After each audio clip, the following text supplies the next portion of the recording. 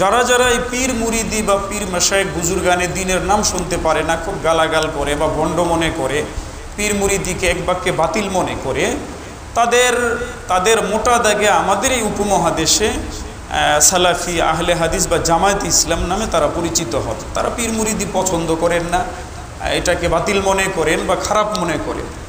এই উভয় দল বা এখানে তিনটা দল বলা যাইতে পারে। জামায়াত ইসলাম, ওনাদেরও কিছু চিন্তা চেতনা আলাদা আছে, আহলে হাদিসের কিছু চিন্তা চেতনা আলাদা আছে, সালাফিদের সাথে এদের পার্থক্য আছে। আরবে সালাফিজম বা সালাফি মতবাদ প্রতিষ্ঠিত। তাহলে সালাফি, আহলে হাদিস এবং জামায়াত ইসলাম সহ যারা যারা পীর মুরিদিকে এক বাক্যে অস্বীকার করে বা ওনারা এগুলাকে বাতিলই মনে করে, তাদের সকলের মান্যবর ব্যক্তি ইবনু তাইমিয়া, এবং তাদের কাছে তিনি শেখুল ইসলাম। আসলেও তিনি অনেক বড় মাপের আলেম ছিলেন এবং অনেক বড় মাপের গবেষক ছিলেন। গবেষকদের অনেক ভুল ত্রুটিও হয়, তারও কিছু ভুল ত্রুটি ছিল, কিন্তু মোটা দাগে তিনি এই উম্মতের বড় এক সম্পদ ছিলেন। আমি তার ফতোয়া সমগ্রের মধ্য থেকে 11 নম্বর খণ্ড, যেটা আমার কাছে আছে 36 খণ্ডেরটা, আমি আপনাদেরকে সচিত্র আগের জুমাগুলোতে দেখিয়েছিলাম, কিন্তু একটা ছোট্ট অংশ ছুটে গেছে, এটা আমি নিয়েও আসতে পারি না, লিখে নিয়েছি। এই জন্য উনি তাসাউফ এবং পীর মুরিদির ব্যাপারে যা বলেছেন, আশা করি জামায়াত ইসলাম, আহলে হাদিস এবং সালাফি ভাইয়েরা সকলে ওনার কথা মানা উচিত, যেহেতু ওনাকে ওনারা মানেন সব ক্ষেত্রে। উনি বলেন তাইফাতুন জাম্মাতি সুফিয়্যাত ওয়া তাসাউফা। সুফিয়ায়ে কেরামের ব্যাপারে, তাসাউফের ব্যাপারে মতানৈক্য হয়েছে। তো এক দল সুফিয়ায়ে কেরাম এবং তাসাউফকে নিন্দা করে, ও ক্বালু, এবং বলে ইন্নাহুম মুবতাদিউন, এরা বেদাতি। যারা পীর মুরিদি করে এরা কি? বেদাতি। খারিজুন আনি সুন্নতি, সুন্নত থেকে খারেজ, আর সুন্নতের বাইরে। ও নুকিল আন তাইফাতিন মিনাল আইম্মাতি মিনাল কালামি মা হুয়া মারুফ। বলছেন এই নিন্দার বিষয়ে বড় বড় ইমামদের থেকে অনেক কিছু প্রসিদ্ধ কথা আছে, ওনারা নিন্দা করেছেন। সামনে বলেন ওয়া তাইফাতুন গালাত ফিহিম, আবার আরেক দল সুফিয়ায়ে কেরাম এবং তাসাউফের ব্যাপারে বাড়াবাড়ি করে, ওয়াদদাউ, এবং তারা দাবি করে আন্নাহুম আফদলুল খালকি ওয়া আকমালুহুম বাদাল আম্বিয়া। আরেক দল সুফিয়ায়ে কেরামের ব্যাপারে, তাসাউফের ব্যাপারে বাড়াবাড়ি করে বলে যে নবীদের পরে তারা সর্বোত্তম এবং সবচাইতে কামেল। নবীদের পরে তারা সর্বোত্তম এবং সবচাইতে কামেল, এত বাড়ায় দেয় তাদের ব্যাপারে। ইবনু তাইমিয়া রাহিমাহুল্লাহ তিনি সামনে বলেন ওয়াকিলা তরফাই হাদিহিল উমুরি জামিমুন। উনি বলেন এই যে দুই দল হয়ে গেল, এক দল তাদেরকে বেদাতি মনে করে, সুন্নত থেকে খারেজ মনে করে, পীর মুরিদিকে বাতিল মনে করে, আর আরেক দল আবার নবীদের পরে তাদের মর্যাদা দিয়ে দেয়। এই দোনো দলের মতবাদ নিন্দনীয়। তাহলে সঠিক মতবাদ কি? ও সওয়াবু, সঠিক মতবাদ হইল আন্নাহুম মুজতাহিদুনা ফি তাআতিল্লাহ কামা ইজতাহাদা গায়রুহুম মিন আহলি তাআতিল্লাহ। তিনি বলেন আরও যেইভাবে ইসলামপন্থীদের মধ্যে অনেকে অনেক বিষয় নিয়ে গবেষণা করেন, তো এই তাসাউফের যারা আহলে তাসাউফ আছেন, তাসাউফ শাস্ত্রের লোকজন আছেন, উলামায়ে কেরাম আছেন, ওনারাও গবেষণা করেছেন। তো প্রত্যেক গবেষকদের মধ্যে যেমন অনেক সময় ভুল হয়ে যায়, অনেক সময় সঠিক হয়, এরপরে এই অনেকের মতবাদ ভুল, এটা অকাট্যভাবে প্রমাণিত করা যায়, আবার অনেকেরটা বোঝা যায় না, বাহ্যিকভাবে বোঝা যায় না কোনটা গলত কোনটা ঠিক। তো ওনাদের মধ্যে এমনই হয়েছে। এরপর সামনে বলেন ওয়াকাদ ইনতাসাবা ইলাইহিম তাওয়াইফুম মিনাল বিদআই ওয়াজ জান্দাকা, তাওয়াইফুম মিন আহলিল বিদআই ওয়াজ জান্দাকা। তিনি বলেন এই তাসাউফ শাস্ত্রের দিকে আবার সম্পর্কিত হওয়া শুরু করে, পরবর্তীতে নিজেদেরকেও সুফি বলে দাবি করে অনেক বেদাতি এবং জিন্দিক লোকেরা। জিন্দিক বলা হয় যারা শরীয়তের বিকৃত করে ফেলে, ইসলামের বিকৃত ব্যাখ্যা করে, এদেরকে জিন্দিক বলা হয়, এটা কুফুরি। তো জিন্দিক যারা ইসলামের বিকৃত ব্যাখ্যা করে এবং বেদাতি, এরাও তাসাউফের দিকে সম্পৃক্ত হওয়া শুরু হয়েছে, পরবর্তীতে নিজেদেরকে সুফি বলে। দেখবেন অনেকের ব্যাপারে লেখে সুফিকুল শিরোমণি, বাংলাদেশেও আছে সুফিকুল শিরোমণি, যেমন দেওয়ানবাগি, সুরেশ্বর, আরও কী আছে, এদের কুফুরি মারাত্মক মারাত্মক আকিদা আছে, কিন্তু এরা আবার নিজেদেরকে সুফিকুল শিরোমণি বলে। যেমন দেওয়ানবাগির আকিদা, বিশ্বাস, কথাবার্তা, মানুষের আকলও নষ্ট, এমন কাঁচা কাঁচা কথা বলতো, এগুলি মানুষ বিশ্বাস করে। সে প্রকাশ্যে তার ভিডিও বক্তব্য আছে, লেখা বক্তব্য আছে, সে প্রকাশ্যে দাবি করেছে সে নাকি হযরত ফাতেমাকে বিবাহ করেছে।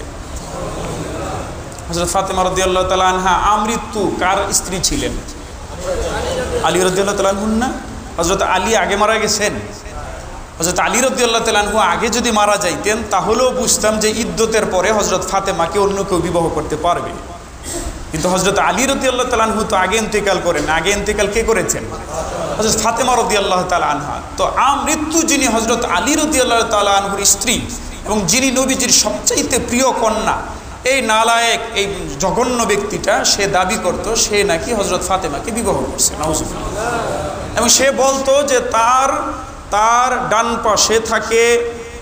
পাশে থাকে সম্ভবত রাসূল করিম সাল্লাল্লাহু আলাইহি ওয়াসাল্লাম বলতো, আর বাম পাশে থাকে হলো জিবরাইল। বাম পাশে কে থাকে? জিবরাইল। এরকমভাবে তারা নাকি হেফাজত করে। এবং সে নিজে দাবি করেছে যে এই যে যাত্রাবাড়ি এবং কাঁচপুরের মাঝামাঝি কিছু কিছু জায়গায় নর্দমা টর্দমা বিভিন্ন নোংরা টোংরা আছে না, ডাস্টবিন পর্যায়ের এলাকা, সে দাবি করেছে সে নাকি স্বপ্নে দেখেছে এখানে রাসূল করিম সাল্লাল্লাহু আলাইহি ওয়াসাল্লাম জীর্ণ শীর্ণ রোগাক্রান্ত হইয়া উলঙ্গ অবস্থায় পড়েছিলেন। এরপরে সে নাকি তাকে উঠাইয়া ধুয়ে মুছে পরিষ্কার কইরা পরিশুদ্ধ সুন্দর করছেন, এবং সেটার ব্যাখ্যা করতেছে যে এর মতলব হইল নবীজির দিন নষ্ট হয়ে গেছিল, ধর্ম নষ্ট হয়ে গেছিল, পরে আমি সেটাকে ঠিক করতেছি। কিন্তু এই নালায়েক আসলে পড়াশোনা করে নাই তো। মুহাদ্দিসিনে কেরাম আবার বহু আগে লিখে রাখছেন রাসূল করিম সাল্লাল্লাহু আলাইহি সাল্লামকে যারা স্বপ্নে দেখে, কথা সত্য, কারণ রাসূল করিম সাল্লাল্লাহু আলাইহি সাল্লাম নিজে বলেছেন, মান রাআনি ফিল মানামি ফাকাদ রাআল হাক্ক, কেউ যদি স্বপ্নে আমাকে দেখেছে তাহলে বাস্তবিকে আমাকে দেখেছে। ফাইন্না শাইতানা লা ইয়াতামাসসালু বিসূরাতি, কেননা শয়তান আমার আকৃতি ধরার, আমার পরিচয় দেওয়ার সাহস রাখে না, এর এই ক্ষমতা নাই, এতটুকু দুঃসাহস নাই যে সে স্বপ্নে আইসা কাউকে বলবে যে আমি মুহাম্মদ, এটা এর বলার এই ক্ষমতা নাই, আল্লাহ দেন নাই। তো যে নবীকে স্বপ্নে দেখলো সাল্লাল্লাহু আলাইহি ওয়াসাল্লাম, সে প্রকৃতপক্ষেই নবীজিকে দেখলো। কিন্তু এগুলো কিন্তু আমি 1000 বছর আগের ইমামদের কথা শোনাচ্ছি। 1000 বছর আগের ইমামরা লিখে রেখেছেন, কেউ যদি নবীজি সাল্লাল্লাহু আলাইহি ওয়াসাল্লামকে স্বপ্নে খুব সুন্দর অবস্থায়, খুব পরিচ্ছন্ন, খুব নুরানি অবস্থায় দেখে, তাহলে আর ব্যাখ্যা হলো তার ঈমান খুব সুন্দর এবং নুরানি অবস্থায় আছে। আর যদি কেউ নবী করিম সাল্লাল্লাহু আলাইহি ওয়াসাল্লামকে স্বপ্নে খুব জঘন্য অবস্থায়, খারাপ অবস্থায় দেখে, তাহলে আর ঈমানি হালত এমন জঘন্য এবং খারাপ। নাউজুবিল্লাহ কইবেন না? এর তো পড়াশোনা নাই, ইমামদের মতামত তো পড়ে না, মুহাদ্দিসিনদের মতামত তো পড়ে নাই, তো সে না জানি এগুলা করেছে। তো শাইখুল ইসলাম ইবনে তাইমিয়া উনি বলেন যে একদল বেদাতি এবং জিন্দিক, ইসলামের অপব্যাখ্যাকারী কাফের, এরা পর্যন্ত নিজেদেরকে তাসাউফের দিকে সম্পর্কিত করে। ওয়ালাকিন ইনদাল মুহাক্কিকিনা মিন আহলি তাসাউফি লাইসু মিনহুম, তিনি বলেন কিন্তু আহলে তাসাউফদের যারা মুহাক্কিক আলেম ছিলেন, উনি বলছেন কাল জুনায়েদ বাগদাদি, যেমন জুনায়েদ বাগদাদি, আরও অনেকের নাম বলছেন যে তাদের মতে এই সমস্ত বেদাত এবং জিন্দিকরা এরা তাসাউফের অনুসারী না। তাসাউফের কি না? মোট কথা, এই কথার থেকে আপনারা কি বুঝলেন? শাইখুল ইসলাম ইবনে তাইমিয়া রাহিমাহুল্লাহ উনি কি তাসাউফ এবং সুফিয়ায়ে কেরামকে বিনা বিচারে বাতিল বলছেন, নাকি এখানে বাড়াবাড়ি ছাড়াছাড়ি আছে বলছেন? বাড়াবাড়ি ছাড়াছাড়ি। এবং উনি সঠিক মত দিয়ে কি বললেন? তাসাউফের উলামায়ে কেরাম সঠিক, তাদের মধ্যেও সঠিক আছে। আমার ভাইয়েরা, এতটুকুতে এই পর্যন্ত কথা গেল। আমি আপনাদেরকে এই আমার হাতে একটা বই, এই বইটার নাম হলো আহলে হাদিস আন্দোলন, উৎপত্তি ও ক্রমবিকাশ দক্ষিণ এশিয়ার প্রেক্ষিত সহ, একটা থিসিস গ্রন্থ, যেটা লিখেছে ডক্টর আসাদুল্লাহ গালিব, বর্তমান বাংলাদেশের আহলে হাদিস আন্দোলনের সভাপতি। তার লেখা বই হাদিস ফাউন্ডেশন বাংলাদেশ থেকে ছেপেছে। এটা থেকে আগেও কিছু উদ্ধৃতি শুনিয়েছিলাম, আজকেও কিছু উদ্ধৃতি শোনাবো।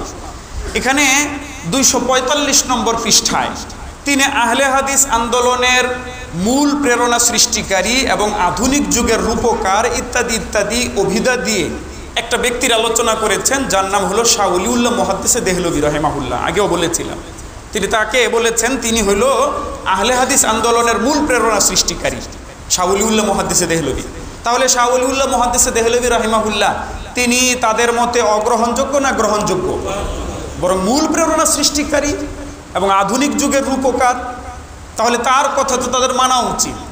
তিনি এই শাহ ওলিউল্লাহ মুহাদ্দিস দেহলভী রাহিমাহুল্লাহ তিনি তাসাউফ শাস্ত্রের সমর্থনে 12টা কিতাব লিখেছেন। কয়টা কিতাব আমার ভাইয়েরা? 12টা কিতাব। আমার হাতে একটা কিতাব, এই কিতাবটার নাম হলো আল কাউলুল জামিল।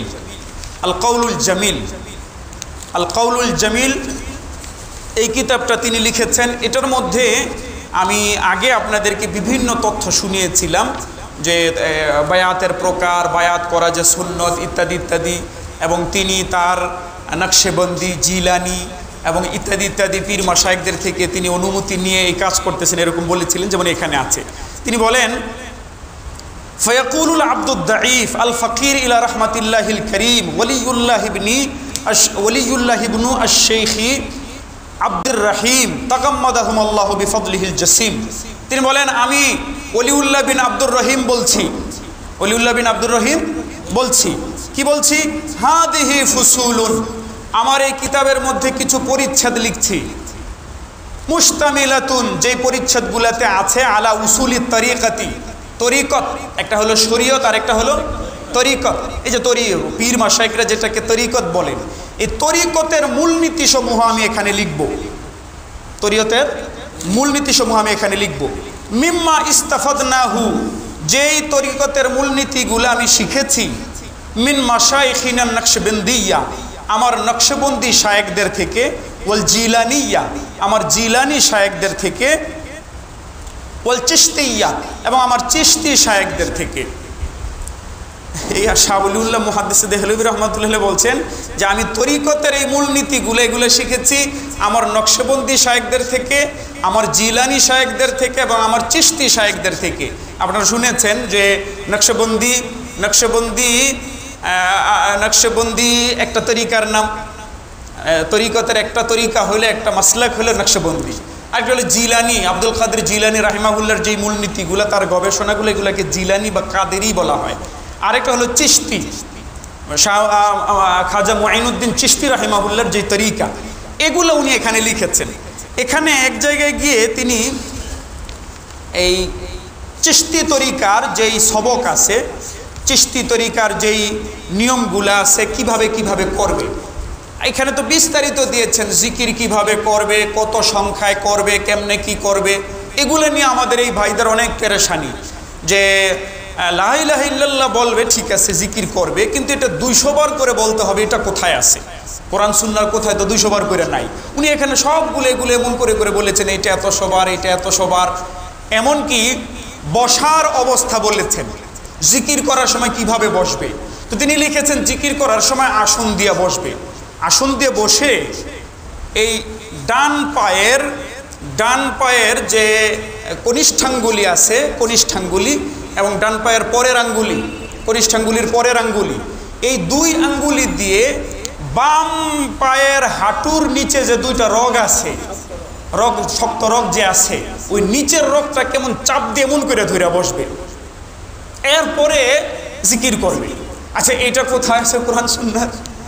কিন্তু উনি তো এটা সাধারণ কেউ না, তাদের মতো তিনি ইমাম, এবং মাশাআল্লাহ তিনি সবার মতো ইমাম, আহলে হাদিসের মতো ইমাম। আমাদের দেশের যে কিছু অন্য তরিকার লোকজন আছে তাদের মতো ইমাম, আমাদের মতো ইমাম। তো তিনি এইভাবে বলতে বলতে এক জায়গায় এসে দেখছেন, বলছে ওয়ালা বাসা আইউলাক্কিনাহু, বলছে এটাও কোনো সমস্যা না যে পীর সাহেব তিনি তার মুরিদকে এভাবে পড়াবেন। কি পড়াবেন? কুল, বলো, ইখতারতু তরিকাতান নকশবন্দিয়া, আমি নকশবন্দি তরিকা ইখতিয়ার করলাম, আবিল কাদেরিয়া, অথবা আমি কাদেরি তরিকা ইখতিয়ার করলাম, আবিল চিশতিয়াতা, অথবা আমি চিশতি তরিকা ইখতিয়ার করলাম, আল মানসুবাতা ইলা শাইখুল আযম ওয়াল কুতুবিল আফখাম খাজা নকশবন্দিয়া, যেই তরিকাগুলো সম্পর্কিত হইল শাইখুল আযম, কুতুবে আফখাম, খাজা নকশবন্দির দিকে, আমি শেখ মহিউদ্দিন আব্দুল কাদের আল জিলানি, অথবা শেখ মহিউদ্দিন আব্দুল কাদের জিলানির দিকে, আমি শেখ মুঈনুদ্দিন আল সঞ্জারি আল চিশতি, অথবা শেখ মুঈনুদ্দিন সঞ্জারি চিশতির দিকে। এরপরে দোয়ার মধ্যে বলবে আল্লাহুম্মার জুকনা, হে আল্লাহ আপনি আমাদেরকে নসিব করেন, ফুতুহাহা, তাদের যেই সাফল্য আছে সেই সাফল্য আমাদেরকে নসিব করেন, ওয়াহশুরনা, এবং আমাদেরকে হাসরের ময়দানে উপস্থিত করেন, ফি জুমরতি আউলিয়া ইহা, এই চিশতি তরিকার আউলিয়াদের সাথে, নকশবন্দি তরিকার আউলিয়াদের সাথে, কাদেরি তরিকার আউলিয়াদের সাথে, বেরাহমাতিকা ইয়া আরহামার রাহিমিন, এইভাবে দোয়া করবে। কথাগুলো আমি এই জন্য বুঝাচ্ছি যে এইগুলোকে যারা এক বাক্যে এইভাবে বাতিল বলছে তাদের যারা বড় তারা পর্যন্ত বলে গেছে। এই কিতাব আহলে হাদিস আন্দোলন দক্ষিণ উৎপত্তি ও ক্রমবিকাশ দক্ষিণ এশিয়ার প্রেক্ষিত সহ এই কিতাবের 320 নম্বর পৃষ্ঠা। কয় পৃষ্ঠা? 320 নম্বর। আহলে হাদিস আন্দোলন উৎপত্তি ও ক্রমবিকাশ দক্ষিণ এশিয়ার প্রেক্ষিত সহ এটার 320 নম্বর পৃষ্ঠায় তিনি আহলে হাদিস আন্দোলনের তৃতীয় পর্যায়ে আলোচনা করেছেন। আধুনিক যুগ তৃতীয় পর্যায়, দৌরুল জাদিদ আল মারহালাতুস সালিসা, এটা বর্ণনা করেছেন। এখানে সর্বপ্রথম যিনি এই ক্ষেত্রে দায়িত্ব পালন করেছেন তার নাম উল্লেখ করেছেন মিয়া নজির হোসাইন দেহলভি। নাম উল্লেখ করেছেন কি? মিয়া নজির হোসাইন দেহলভি। মিয়া নজির হোসাইন দেহলভির বিষয়ে উনি এখানে 320 নম্বর পৃষ্ঠা থেকে নিয়ে একেবারে 343 নম্বর পৃষ্ঠা পর্যন্ত, 320 থেকে 343 পৃষ্ঠা পর্যন্ত 23 পৃষ্ঠাব্যাপী মিয়া নজির হোসেন দেহলভির তিনি গুণগান গেয়েছেন, প্রশংসা করেছেন ইত্যাদি ইত্যাদি। এমনকি এক জায়গায় এসে পরের পৃষ্ঠায় এসে লিখছেন মিয়া নজির হোসেন দেহলভি যিনি আহলে হাদিসের আধুনিক যুগের যিনি প্রধান, মিয়া নজির হোসেন দেহলভি, তার ব্যাপারে লিখছেন পরবর্তীতে হজ্জের সফরে গেলে আরবরা তাকে শাইখুল কুল ফিল কুল, সর্বকালের সেরা বিদ্বান, ও ভারত সরকার তাকে শামসুল ওলামা, বিদ্বানগণের সূর্য খেতাব দিয়ে থাকেন। তাকে আরবের লোকেরা শাইখুল কুল ফিল কুল বলেছিল যে তিনি আহলে হাদিসদের সর্বোচ্চ পর্যায়ের শাইখ, এবং তারা এটাকে মেনে নেয়, তারা এখনও তাকে শাইখুল কুল ফিল কুল বলে। দ্বিতীয়ত তাকে ভারত সরকার শামসুল ওলামা খেতাব দিয়েছিল। তিনি ব্রিটিশ আমলের লোক ছিলেন, ব্রিটিশ আমলের ব্রিটিশরা তাকে শামসুল ওলামা খেতাব দিয়েছিল। এখানে অবশ্য এটা একটা রহস্যপূর্ণ বিষয় যে ব্রিটিশ সরকার যেই জায়গায় দেওবন্দি ওলামায়ে কেরামকে হাজারে হাজারে, অন্যান্য ওলামায়ে কেরামকে হাজারে হাজারে ফাঁসির কাস্টে ঝোলাচ্ছিল, অন্যদিকে আবার আহলে হাদিসদের শাইখুল ফিল কুলকে শামসুল ওলামা, আলেমদের সূর্য খেতাব কি জন্য দেয় এটা আল্লাহ পাক জানে। এটা একটা রহস্যের বিষয়, আল্লাহ জানে কি কারণে দেয়। তো মিয়া নজির হোসেন দেহলভি তিনি তাদের খুব বড় একজন মানুষ। মিয়া নজির হোসেন দেহলভির যতগুলা জীবনী গ্রন্থ আছে এবং মিয়া নজির হোসেন দেহলভির যতগুলা ছাত্র আছে, এই যে এখানে তিনি লিখেছেন যে একজনের নাম হলো ফজল হোসেন বিহারি। একজনের নাম কি? ফজল হোসেন বিহারি। এই ফজল হোসেন বিহারি উনি লিখেছেন যে এখানে এই শাইখুল কুল ফিল কুল মিয়া নজির হোসেন দেহলভি আহলে হাদিসদের সর্বোচ্চ শাইখ মিয়া নজির হোসেন দেহলভির প্রথম জীবনী লিখেছেন তার ছাত্র ফজল হোসেন বিহারি, নাম আল হায়াত বাদাল মামাত। উনি ওই কিতাব আল হায়াত বাদাল মামাত জীবনী গ্রন্থ নজির হোসেন দেহলভির, সেটার থেকে উনি এখানে উদ্ধৃতি নিয়েছেন কত? 1 নম্বরে। 2 নম্বর টিকা উনি এখানের বিস্তারিত তথ্য নিয়েছেন আল হায়াত বাদাল মামাত কিতাব থেকে। 3 নম্বর, 4 নম্বর, 5 নম্বর, 6 নম্বর, 7 নম্বর, 8 নম্বর, 9 নম্বর, 10 নম্বর, 12 নম্বর, 13 নম্বর, 14 নম্বর, 15 নম্বর, 16 নম্বর, 17 নম্বর, 27 নম্বর, 28 নম্বর, 29 নম্বর, 30 নম্বর, 31 নম্বর, 32 নম্বর, 34 নম্বর, এইভাবে 34 নম্বর পর্যন্ত 1-2টা বাদ দিয়া প্রায় 30-এরও অধিক বা 30টার মতো উদ্ধৃতি তিনি নিয়েছেন মিয়া নজির হোসেন দেহলভির প্রথম ছাত্র ফজল হোসেন বিহারির জীবনী গ্রন্থ আল হায়াত বাদাল মামাত থেকে। আমার হাতে আল হায়াত বাদাল মামাত কিতাবটা, এটা অনেক প্রাচীন গ্রন্থ, ব্রিটিশ জামানায় এটা লেখা হয়, বর্তমানে বাজারে পাওয়া যাচ্ছে না, তবে ইন্টারনেটে আছে। আমি ইন্টারনেট থেকে PDF নিয়ে এটাকে ছাপিয়ে নিয়েছি। এটার এক জায়গা থেকে আমি শোনাতে চাচ্ছি আপনাদেরকে, একটা গুরুত্বপূর্ণ জায়গা। মিয়া নজির হোসেন দেহলভির জীবনী গ্রন্থ আল হায়াত বাদাল মামাতের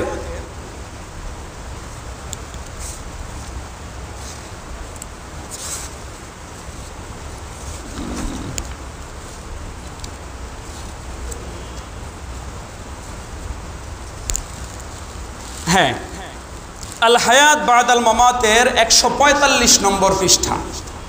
আল হায়াত বাদাল মামাতের বিস্তারিত আলোচনা এবং সবচাইতে বেশি উদ্ধৃতি আহলে হাদিস আন্দোলন দক্ষিণ এশিয়া উৎপত্তি ও ক্রমবিকাশ দক্ষিণ এশিয়ার প্রেক্ষিত সহ বর্তমানে ডক্টর আসাদুল্লাহ গালেব সবচাইতে বেশি উদ্ধৃতি এই গ্রন্থ থেকে নিয়েছেন। এই গ্রন্থের 145 নম্বর পৃষ্ঠায় মিয়া নজির হোসেন দেহলভি, এই যে যার শাইখুল কুল ফিল কুল তাদের, তার পীর মুরিদির বিস্তারিত ব্যাখ্যা দিয়ে বিবরণ দিয়েছেন। তিনি পীর মুরিদি করতেন, তার পীর মুরিদি এবং বায়াতের বিস্তারিত বিবরণ দিয়েছেন। এখানে তিনি লেখেন হযরত নাজিরিন তিনি বলছেন 145 নম্বর পৃষ্ঠার আগে থেকে শুরু হয়েছে, সরি 143 নম্বর পৃষ্ঠা থেকে। 143 নম্বর পৃষ্ঠাতে তিনি শিরোনাম দিয়েছেন বায়াত। মিয়া নজির হোসেন দেহলভি বায়াত করাইতেন যে সেটার বিবরণ। তো এখানে লিখছেন हज़रत सल्लल्लाहु अलैहि वसल्लम का कोई फ़ेल चूँकि हिकमत से खाली ना था, रसूलुल्लाह सल्लल्लाहु अलैहि वसल्लमेर कोनो काज जेहेतु हिकमत थेके खाली छिलो ना, इसलिए एजन्य आप सल्लल्लाहु अलैहि वसल्लम नबी करीम सल्लल्लाहु अलैहि वसल्लम लोगों से बयात भी मुनासिब वक्त, मुनासिब हाल कौम, मुनासिब हाल जमात या सोसाइटी और मुनासिब हाल अशखास लेते थे। नबी करीम सल्लल्लाहु अलैहि वसल्लमेर कोनो काज अयौक्तिक छिलो ना, हिकमत थेके खाली छिलो ना। तो नबीजी विभिन्न समय समये समये विभिन्न हालत अनुयायी लोकदेर थेके विभिन्न बायात नितेन। एक किस्म बायात की वो थी, बायातेर एकटा प्रकार हलो ओइटा जो आप लोगों से जिहाद करने और मैदान जंग से ना भागने पर लेते थे। नबी करीम सल्लल्लाहु अलैहि वसल्लम एक प्रकारेर बायात नितेन जिहाद करा एवं मयदान थेके ना भेगे जाওয়ার উপরে। এটার উপরে উনি আয়াত পেশ করেছেন, আমি বিস্তারিত বলবো না, এখানে সময় বেশি লেগে যাবে। আর এটাকে কেউ অস্বীকার করে না যে নবীজি জিহাদের উপরে বায়াত নিতেন, এটা উনি প্রথমে বললেন যে নবীজি জিহাদের উপরে বায়াত নিতেন। दूसरी किस्म वो है, দ্বিতীয় প্রকারের বায়াত ওইটা जो औरतों की बायात में मजकूर है, যা কোরআন মাজিদের মহিলাদের বায়াতের মধ্যে উল্লেখ আছে। কি সেটা? খোদা কা শরীক না ঠেহরানা, আল্লাহ তাআলার সাথে কাউকে শরীক না করা, चूरी जिना ना करना, चूरी ना करा, जिना ना करा, अपनी औलाद को मार ना डालना, निजेर सन्तानदेरके मेरे ना फेला, आगेर जुगे मेरे फेलतो जे खावाबो किभाबे, सन्तानदेरके मेरे ना फेला, किसी पर बहतान ना बांधना, काउके अपबाद ना देवा, इफ्तिरा ना करना, कारो प्रति मिथ्या अभियोग ना करा, और अमर बिल मारूफ में नाफरमानी ना करना এবং সৎ কাজের ক্ষেত্রে আল্লাহর হুকুম অমান্য না করা ইত্যাদি ইত্যাদি, এই বিষয়ে বায়াত নিতেন। এটার উনি পরে দলিল দিচ্ছেন কোরআন মাজিদ থেকে। ইয়া আইয়ুহান নবিয়্যু, কোরআন মাজিদের আয়াত এটা, কোরআন মাজিদের আয়াত সূরা মুমতাহিনা আয়াত নম্বর 12। ইয়া আইয়ুহান নবিয়্যু, হে নবী, ইদা জাআকাল মুমিনাতু, আপনার কাছে যখন মুমিন নারীরা আসে, ইউবাইয়ুনাকা, বায়াত করার জন্য। কিসের ওপরে বায়াত?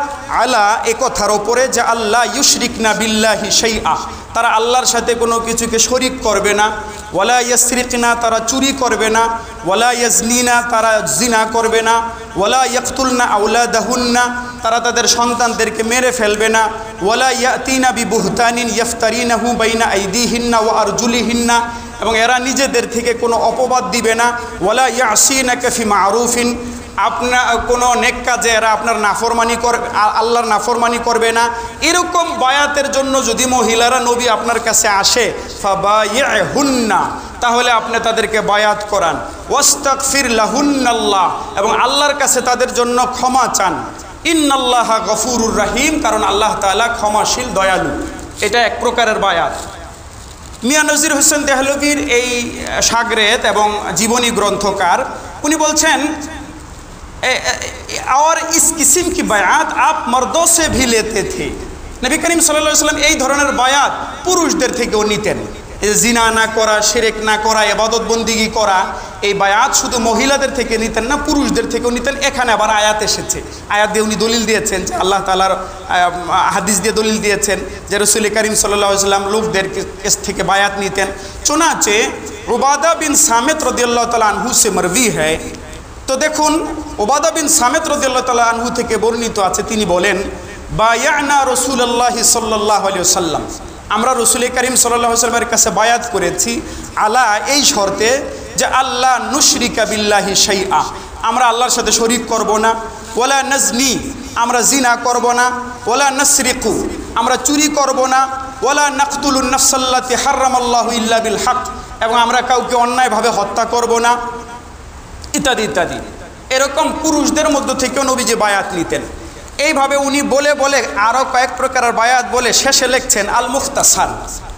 মোট কথা হইল, आप सल्लल्लाहु अलैहि वसल्लम बयात लेते थे हिजरत पर, নবীজি বায়াত নিতেন হিজরতের ওপরে, जिहाद पर, जिहादर ऊपर, मैदान जंग में साबित कदम रहने पर, जिहादर मैदाने दृढ़पद थाकार ऊपर, इकामत अरकान इस्लाम, सौम सलात हज जाकात पर दीनेर जेई खुटीगुला आछे विधानगुला आछे एगुला पालनेर ऊपरे, एहतिसाम बिसुन्नाह और एहतिराज अनिल बेदात पर, सुन्नत आंकड़े धरा बेदात थेके बेঁচে थाकार ऊपरे, हिर्स व शौक़े इबादत इलाही पर আল্লাহ তাআলার ইবাদত বন্দিগি করার আগ্রহের উপরে বায়াত নিতেন। औरतों से মহিলাদের থেকে বায়াত নিতেন। নওহা না করনে পর, বিলাপ না করা, কেউ মারা গেলে বিলাপ যাতে না করে এর উপরে বায়াত নিতেন। ফুকারা মুহাজিরিন সে সুয়াল না করনে পর, মুহাজির সাহাবীদের মধ্যে যারা গরিব ছিল তারা যেহেতু হিজরত করে এসেছে কারো কাছে হাত পাততে পারে, তো তাদের থেকে নবীজি বায়াত নিতেন যে তোমরা কারো কাছে কিছু চাইবা না। पर फजल हुसैन बिहारी लिखे जे एर फलाफल एमन छिलो जे उन लोगों में से किसी का कोरा अगर गिर जाता तो खुद उतार कर उठा लेते, किसी से ना कहते कि मेरा कोड़ा उठा दो। যে এতটা সাহাবায়ে কেরাম নবীজির এই কথার উপর আমল করতেন যে কেউ ঘোড়ায় ছিল তার চাবুকটা পড়ে গেছে, এটাও কাউকে বলতো না যে ভাই এই চাবুকটা একটু আমার উঠায় দেন, নিজে নেমে যাইতো, নেমে গিয়ে চাবুক উঠাইতো, কারো কাছে মোটেও চাইতো না। নবীজির বায়াতের উপরে এতটা তারা মজবুত ছিল। এইভাবে বিভিন্ন বায়াতের প্রকার করেছেন, কিসম করে করে করে করে এরপরে সর্বশেষে এসে মিয়া নজির হোসেন দেহলভির কথা বলে। মিয়া নজির হোসেন দেহলভির কথা বলে, হজরত नाज़रीन है যারা যারা লেখা পড়ছেন পাঠক, जब बयात शरीयत व तरीक़त की हकीकत पढ़ चुके, আপনি যখন শরীয়তের বায়াত এবং তরিকতের বায়াত সবগুলো যখন পড়ে ফেললেন তো আপনি এখন শুনে রাখেন, अब हमको ये दिखाना है, এখন আমাদের এটা দেখাবো আমরা कि हमारे मियाँ साहेब যে আমাদের মিয়া নজির হোসেন দেহলভি সাহেব किस तरह বায়াত लेते थे, তিনি কেমন বায়াত নিতেন এটা এখন আমরা দেখাবো। তো দেখাতে গিয়ে বলেন, सिवाय बयात खिलाफत और बयात जिहाद, बयात सुबत फिल क़िताल और बयात हिजरत के आप बाकी जुमला अक़साम बयात में से मुनासिब हाल बयात मुरीदों से लेते थे। তিনি বলেন যে তিনি খেলাফতের বায়াত, জিহাদের বায়াত এবং জিহাদের ময়দানে স্থির থাকার বায়াত ছাড়া বাকি যাবতীয় শরীয়তের বায়াত, তরিকতের বায়াত, সব বায়াত তিনি মুরিদদের থেকে নিতেন। মুরিদো সে, তাদের কিন্তু মুরিদ শব্দ শুনলো শরীর জ্বালাপোড়া করে, আর এখানে শব্দটা ঠিক মুরিদই, মুরিদো সে লেতে থে, মুরিদদের থেকে তিনি বায়াত নিতেন। এখন কিছু ঘটনা বলছে। মিয়া মৌলভী আবু মোহাম্মদ হেফাজতুল্লাহ মুর্শিদাবাদী आपके सफ़र बंगाला के बयान में लिखते हैं, তিনি বলেন যে মৌলভী আবু মোহাম্মদ হেফাজতুল্লাহ মুর্শিদাবাদী তিনি বাংলায় কলকাতায় পশ্চিমবঙ্গে মিয়া সাহেব সফর করছিলেন, সেটার সফরনামা লিখেছেন। সেটার মধ্যে তিনি লেখেন, आप मुसलमानान बंगाला की जानिब से मदऊ होकर, মিয়া নজির হোসেন দেহলভি তিনি পশ্চিমবঙ্গের মুসলমানদের কাছ থেকে দাওয়াত পাইয়া আমন্ত্রিত হইয়া বা তরফে বাঙ্গালা তশরিফ ফরমা হয়ে তিনি বাংলায় চলে এসেছিলেন, বাংলায় এসেছিলেন, বাংলা অঞ্চলে এসেছিলেন। তো হাম আর আপকে পোতে, তো এই লেখক বলছে যে আমি এবং হজরতের নাতি, হজরতের পোতা নাতির ছেলে হাফেজ আব্দুস সালাম और हाजी मोहम्मद साहेब साकिन मेरठ এবং हाजी আব্দুস সালাম हाजी मोहम्मद हुसैन मेरठের অধিবাসী आपके हमरा थे, हजरतेर साथे আমরা ছিলাম। जिस रोज़ आप बमकामे देवकुंड रौनक अफरूज थे, যেদিন হজরত দেবকুণ্ড नामक জায়গায়, দেবকুণ্ড नामक জায়গায় গেলেন, आपकी शोहरत सुनकर मियाँ नज़ीर हुसैन देहलवीर प्रसिद्धि शुने इस कदर लोग झुक पड़े, এই পরিমাণ লোকজন এসে ঝুঁকে পড়লো, जिनकी गिनती मुमकिन ना थी, যাদের গণনা সম্ভব ছিল না। और सबके सब ने आपसे शरफ़ बायात हासिल किया, এবং সবাই তার কাছ থেকে বায়াত করে মর্যাদা অর্জন করলো। সবাই তার কাছ থেকে বায়াত করে কি করলো? মর্যাদা অর্জন করলো। এক সাহেব अपनी बायात की कैफियत लिखते हैं, এক ব্যক্তি নিজের বায়াত মিয়াঁ নজির হোসেন দেহলভি আহলে হাদিসের সর্বোচ্চ শায়েখ মিয়াঁ নজির হোসেন দেহলভি তার থেকে বায়াত করে তার কি হালত হয়েছে এটা লেখে। উনি লিখতে গিয়ে বলে যে रहीमाबाद में बादल मगरिब हम मियाँ साहेब के हुजूर में बयात के लिए हाजिर हुए। তিনি বলেন আমরা একদিন রহিমাবাদ নামক জায়গায় মাগরিবের পরে মিয়া নজির হোসেন দেহলভী আহলে হাদিসদের প্রধান শেখ মিয়া নজির হোসেন দেহলভীর কাছে বায়াতের জন্য উপস্থিত হইলাম। उस वक्त आप लेटे थे, তিনি ওই সময় শোয়া ছিলেন, अपने दाहिने हाथ से मेरे दाहिने हाथ को पकड़कर তিনি নিজের ডান হাত দিয়ে আমার ডান হাত ধরে সূরা আহজাব के पांचवें रुकू को সূরা আহজাবের পঞ্চম রুকু তেলাওয়াত করলেন। তেলাওয়াত করার পরে তিনি শুয়ে শুয়েই আমাদেরকে বায়াত করায় নিলেন, আপনার হয়তো একটু ধৈর্যচ্যুতি লাগতেছে, এটার কারণ হইল আপনাদের এই অঞ্চলে আহলে হাদিস কম, এই জন্য ধৈর্যচ্যুতি লাগতেছে। যেই সব অঞ্চলে আহলে হাদিস প্রচুর পরিমাণে, এরা মুসলমানদেরকে অন্যান্য বিষয় যারা স্পষ্ট শিরকে লিপ্ত, স্পষ্ট গুনাহে লিপ্ত, কুফুর শিরকে লিপ্ত, কুফুর কাফের মুশরিক, তাদেরকে ছাইরা মুসলমানদের ভিতরে এতটা অস্থিরতা সৃষ্টি করছে, আল্লাহ এদেরকে মাফ করেন। উম্মতের যে কোনো ঐক্যবদ্ধ কাজের মধ্যে এরা ভিন্ন মত। যেমন বর্তমানে ফিলিস্তিনের মধ্যে আপনারা জানেন, ফিলিস্তিনের গাজ্জার মুসলমানদেরকে যেই পরিমাণ জুলুম করতেছে ইহুদিরা, তাম দুনিয়ার মুসলমানরা এক হয়ে কিন্তু তাদের ব্যাপারে সহমর্মিতা জানাচ্ছে, এটা আপনারা জানেন না? সকল ধারায়। এই ক্ষেত্রেও তাদের ভিন্নতা আছে, ভিন্নতাটা কেন? ভিন্নতাটা এই জন্য, গাজ্জা এবং ফিলিস্তিনের যে মুসলমানরা তারা শাফি মাযহাব অনুসরণ করেন। কি মাযহাব? শাফি মাযহাব অনুসরণ করেন। আর আকীদার ক্ষেত্রে তারা আশআরী মতবাদ অনুসরণ করেন, আকীদা আশআরী ব্যাখ্যা অনুসরণ করেন। আর এরা এদের বানানো গুছানো সাজানো গুছানো বিকৃত করা একটা মতবাদ, সেটাকে সালাফি মতবাদ বলে, এটাকে এরা অনুসরণ করে। এদের আকীদা অনুসরণ না করলে এরা মনে করে এরা গোমরা, বাতিল। এই হিসাবে গাজ্জার মুসলমানদের আকীদা খারাপ, তো আকীদা খারাপ, এদের পক্ষ নেওয়া যাবে না। এদের পক্ষ কি নেওয়া যাবে না? আপনি এখন বলেন, যেই আকীদা আপনাকে এইটা শিখায় যে গাজ্জার মুসলমানরা এবং আপনার সাথে শাখাগত কিছু বিষয়ে মতানৈক্য আছে, এই কারণে আপনার মনে এতটুকু বিদ্বেষ যে মতবাদ সৃষ্টি করে দেয় যে এদেরকে ইহুদিরা কুড়ে খাইয়ে ফেলাক, এতে আমি খুশি, তাহলে এই আকীদা কি আকীদা না এটা শয়তানের শিখানো কিছু? এরা একটা অস্থিরতা সৃষ্টি করে রেখেছে। আল্লাহ তাআলা যদি, আমি আশা করি আমার এই 2-3 জুমার বয়ানের দ্বারা আপনাদের সামনে এতটুকু স্পষ্ট হয়েছে, এদের যারা বড় তারা পীর মুরিদি করেছে, তারাও পীর মুরিদি স্বীকার করত। এখন এসে এরা একটা কেমন যেন, আর উম্মতের মধ্যে এলেমের চর্চা কমে যাওয়ার কারণে মানুষ নতুন কিছু একটা পাইলে ওইটাকে হামলায় পড়ে, নতুন কিছু একটা, বাস ভিন্ন কিছু একটা।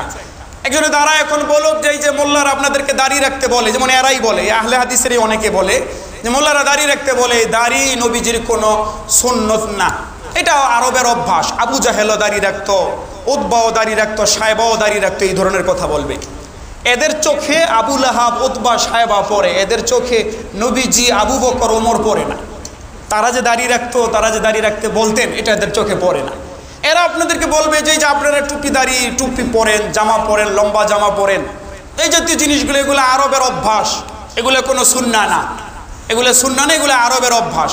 তো আরবের অভ্যাসটাই তো নবীজি আরবের যা যা খারাপ ছিল সেগুলোকে বদলাই দিচ্ছেন। নবীজি আরবের যা যা খারাপ ছিল তা বদলাইছেন না? আর যেগুলো রাইখা দিছিলেন, বুঝে গেল ওগুলো খারাপ না ভালো দেখে রেখে দিছেন। তো নবীজি আসার পরে ধরলাম আরবের আগ থেকেও লম্বা জামা, আসলেও আরবের লম্বা জামা এটা প্রসিদ্ধ, লম্বা জামা পরতো, কিন্তু নবীজি এসে যা যা খারাপ ছিল তা তো বদলাইছেন। যেমন আরবের লোকেরা লম্বা জামাটাকে টাকনুর নিচে পরতেন, নবীজি সেটা টাকনুর উপরে পড়তে বলছেন, এরপর এটাকে রাখছেন। তাহলে তুমি এটা পরো না কেন? না পড়লে যারা পড়ে তাদেরকে আবার এটা সুন্নত না বলার দরকার কেন? জোহরের আগের সুন্নত, জুমার আগের সুন্নত, জুমার আগে 4 রাকাত সুন্নত পড়া প্রমাণিত, কিন্তু তারা বলবে কবলাল জুমা বলতে কোনো সুন্নত নাই, সব ভুয়া, বাতিল। অথচ সহি হাদিসে এসেছে রাসূল করিম সাল্লাল্লাহু আলাইহি ওয়াসাল্লাম আল্লাহর 30 দিন সব সময় লা ইয়াজালু, নবীজি কখনো বাদ দিতেন না। সূর্য যখন ঢলে পড়তো তখন 4 রাকাত সুন্নত পড়তেন, এটা কখনোই বাদ দিতেন না। মুসলিম শরীফের হাদিস, এটা সহি হাদিস। এখানে জুমার বাইরে সব কথা আছে। নবী করিম সাল্লাল্লাহু আলাইহি ওয়াসাল্লামের অনেক সাহাবীর থেকে বর্ণিত, তারা জুমার দিন 4 রাকাত পড়তেন, জোহরের আগের 4 রাকাত। তারা বলে সুন্নত হইল এমন, এটা করলে সব আছে, না করলে কোনো সমস্যা নাই।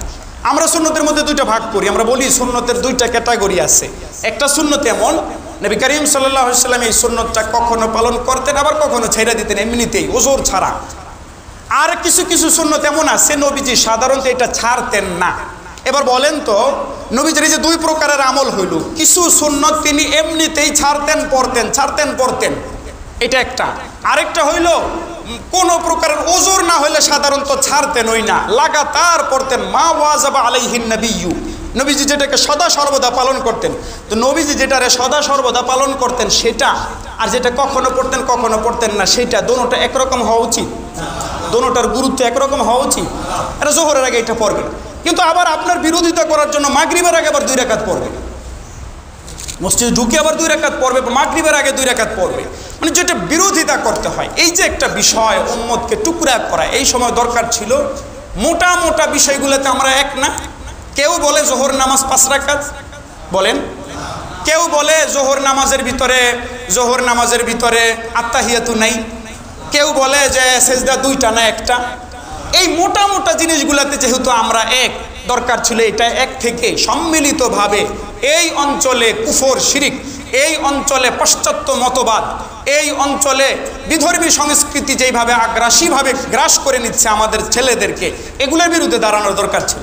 কিন্তু এরা শুরুতে সেই এই অঞ্চলে যেই ফিকহ চালু আছে, এই অঞ্চলে যেই আকীদা বিশ্বাস চালু আছে, মুদাল্লাল, সেগুলোর বিরোধিতা এরা করা শুরু করে, ওলামায়ে কেরামকে বাতিল বলা শুরু করে, গণহারে কুফর শিরকের কথাবার্তা বলা শুরু করে। এই অস্থিরতার কারণে এই বিষয়গুলো আলাপ করা লাগছে। আপনারা নিঃসন্দেহে যারা হক্কানি পীর মশায়েখ, তাদের গুণাবলীগুলো ইনশাল্লাহ আগামী জুমায় শোনাবো।